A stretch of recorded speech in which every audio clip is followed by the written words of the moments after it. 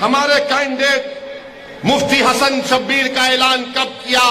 मुझे आप लोगों ने आकर कहा था कि साहब रुक जाओ, ओवैसी साहब रुक जाओ, यहां से अनस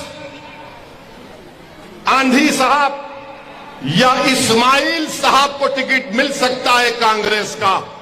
मैं तैयार था, अगर इन दोनों में से किसी को मिलता तो मैं कैंडिडेट नहीं खड़ा करता था। तुम टिकट ला लेते, मैं रुका रहा।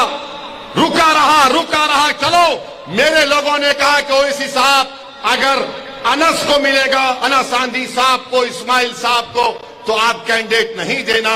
बावजूद इसके कि मैं कांग्रेस से सख्त नफरत करता हूं, बावजूद इसके कि कांग्रेस जिम्मेदार है बाबरी मस्जिद की शहादत की, बावजूद इसके कि कांग्रेस जिम्मेदार है 69 के फसाद की। अरे अगर आज इस देश में दलित, आदिवासी, मुसलमान कस्बापुरसी के आलम में, तो सबसे बड़ी जिम्मेदारी कांग्रेस पर आयद होती है। मगर आपने कहा था कि ठहरिए, रुके रहिए। अनस साहब कोशिश कर रहे हैं, इस्माइल साहब कोशिश कर रहे हैं। मैं अनस साहब को, इस्माइल साहब को खुलकर कह रहा हूं, आप आओ इस प्लेटफॉर्म पर, मैं आपको मेरे कंधे पर बिठाने तैयार हूं। आप आइए, मैं आपके पीछे खड़े रहने को तैयार हूं। मैं भी चाहता हूं कि आप आगे बढ़े, मगर आप ऐसी पार्टी में बैठे हैं। कहां है? आ जाओ।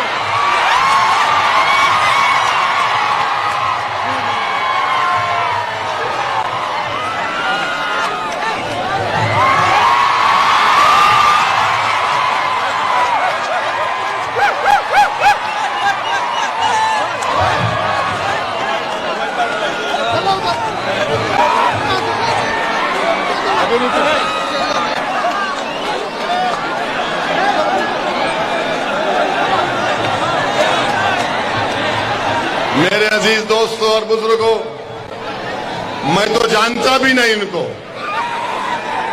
ये दिखे, मैंने आपसे कहा था कि मैं इनको उठाने को तैयार हूं। मैं अपने आप को उठाना नहीं चाहता हूं, मैं आपको आसमानों पर देखना चाहता हूं। आप लीडर बनो, आप कायद बनो, मुकद्दर के फैसले आप करो। कब तक अखियार हमारे मुकद्दर का फैसला करेंगे? कब तक जिनका हमसे कोई ताल्लुक नहीं है वो हमारे जिंदगियों का फैसला करेंगे?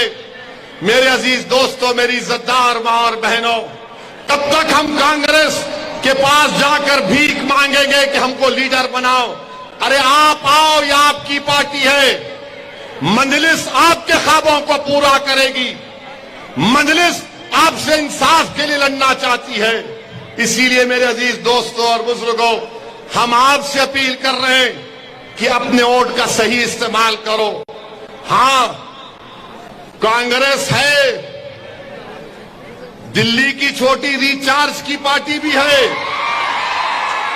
और भाजपा भी है। तो दिल्ली की जो छोटी रिचार्ज है वो हमारे बच्चों के हाथ में झाड़ू देना चाहती है। कांग्रेस हमारे बच्चों के हाथ को खाली रखना चाहती है और बीजेपी हमारे हाथ से हाथ मिलाना नहीं चाहती। बीजेपी के बातें बहुत हैं, मगर एक भी अल्पसंख्यक समाज को टिकट नहीं दिया। मजलिस आपसे वादा कर रही है, आपके बच्चों के मुस्तकबिल के लिए हम लड़ते आए और लड़ते रहेंगे। उर्दू स्कूल बंद हो गए और हम हैदराबाद में अपनी पार्टी की तरफ से शहर हैदराबाद के जितने उर्दू स्कूल हैं, हमने 2005 से अब तक करीब 15-20 लाख बच्चों को, उनमें अब तक हमने 7 करोड़ रुपए खर्चा किए। आप एक बार मौका दो, यहां से मुत्तहिद हो जाओ, यहां से अपने एमएलए को कामयाब करो। मैं आपसे वादा कर रहा हूं कि इंशाअल्लाह ताला अल्लाह जो कुछ मुझे दिया है, मैं यहां आपके पास बैठकर आपसे बात करके पूरी कोशिश करूंगा। याद रखो, गुजरात की विधानसभा में अगर आपके वोटों से, आपकी दुआओं से आपकी मेहनत से मंजलिस का एमएलए जाएगा तो ये आपके इत्तेहाद की कामयाबी होगी, ये आपके सियासी शऊर की कामयाबी होगी। यही बात मैं आपको बार बार कह रहा हूं और आपसे भी कहना चाह रहा हूं कि जिसने बिलकिस के रेप करने वालों को संस्कारी कहा, तुम ओवैसी को पसंद नहीं करते कोई बात नहीं, तुम ओवैसी से नफरत करते करो, मगर खुदा के लिए वो बिलकिस तो तुम्हारी बेटी हमारी बहन भी है ना, जिसने उसके रेप करने वालों को, उसकी इज्जत लूटने वालों को संस्कारी कहा। तो क्या आप में गीरत जागेगी या नहीं जागेगी? क्या आप में हमियत जागेगी या नहीं जागेगी? तो जमहूरी तरीके से बताओ कि गीरत भी जिंदा है, हमियत भी जिंदा है, और हम ऐसे लोगों को कभी नहीं भूलते। जमहूरियत आपको दावत दे रही है कि अपने पसंद के उम्मीदवारों को कामयाब किया जाए। मैं गोधरा की जनता से अपील कर रहा हूं, चाहे मुसलमान हो, दलित हो, हमारे हिंदू भाई हो, आदिवासी भाई हो, बताओ गोधरा में क्या काम हुआ? आपने कई मर्तबा सबको मौका दिया, एक मर्तबा यहां से मंजलिस के उम्मीदवार को आप कामयाब करके देखो। आपने सबको आजमा लिया, अरे 5 साल के लिए मंजलिस को आपकी खिदमत करने का मौका दीजिए। मैं आपको बता रहा हूं कि ड्रेनेज का मसला है गोधरा में।